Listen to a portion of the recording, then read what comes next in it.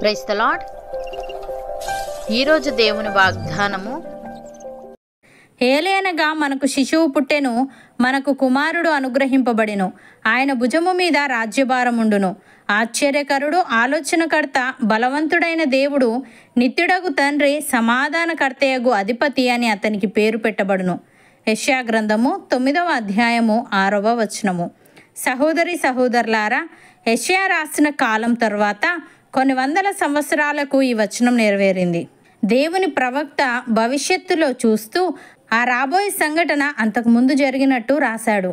బానిసత్వం అనే కాడి ఎవరి మూలంగా తొలగిపోతుందో, ఎవరు నిజమైన శాంతిని తెస్తారో, గలిలీ ప్రాంతాల్లో ప్రకాశించనున్న గొప్ప కాంతి ఎవరో ఆయనను ఈ వచనంలో చూడగలం. యేసుప్రభువు మానవత్వం, దేవత్వం రెండూ ఇక్కడ కనిపిస్తాయి. ఆయన మహాబలిష్ఠుడైన దేవుడు అయినప్పటికీ చిన్న బాలుడుగా జన్మించాడు. ఆ బాలుడు పెరిగి యూదుల రాజుగా, ప్రపంచానికే రారాజుగా ఉండడానికి పెరిగాడు.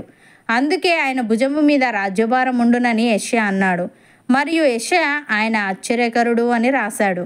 యేసుప్రభు తన స్వభావంలో ఆశ్చర్యకరుడు, తన గుణాల్లో ఆశ్చర్యకరుడు, కన్యకు జన్మించడంలో ఆశ్చర్యకరుడు, ఈ భూమిపై ఆయన మచ్చలేని పవిత్ర జీవితంలో ఆశ్చర్యకరుడు, పాపుల కోసం ఆయన మరణంలో ఆశ్చర్యకరుడు, ఆయన మరణం నుంచి సజీవంగా లేవడంలో, పరలోకానికి ఆరోహణంలో ఆశ్చర్యకరుడు, అన్ని విధాలుగా ఎప్పటికీ ఆయన ఆశ్చర్యకరుడు.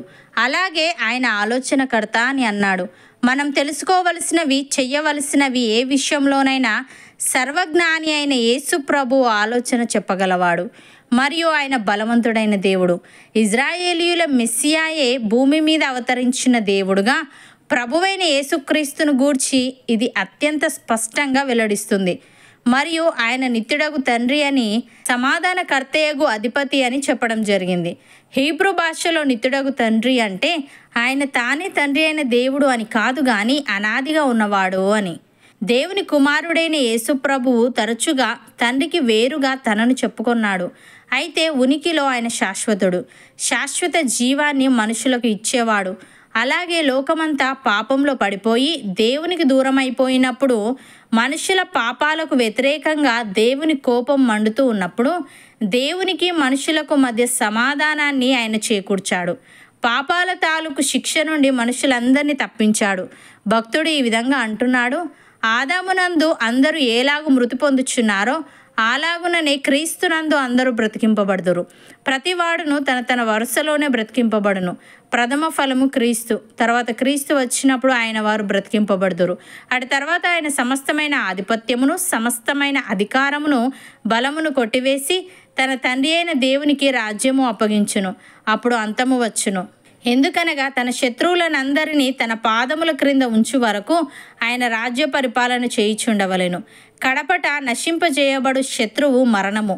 అపోస్తలుడైన పౌలు ఈ విధంగా అంటున్నాడు: ఎవడైనను క్రీస్తునందున్న ఎడల వాడు నూతన సృష్టి, పాతవి గతించెను, ఇదిగో కృతవాయెను. సమస్తమును దేవుని వలననైనవి. ఆయన మనలను క్రీస్తు ద్వారా తనతో సమాధానపరుచుకొని ఆ సమాధానపరచు పరిచర్యను మాకు అనుగ్రహించెను. అదేమనగా, దేవుడు వారి అపరాధములను వారి మీద మోపక క్రీస్తునందు లోకమును తనతో సమాధానపరుచుకొనుచు ఆ సమాధాన వాక్యమును మాకు అప్పగించెను.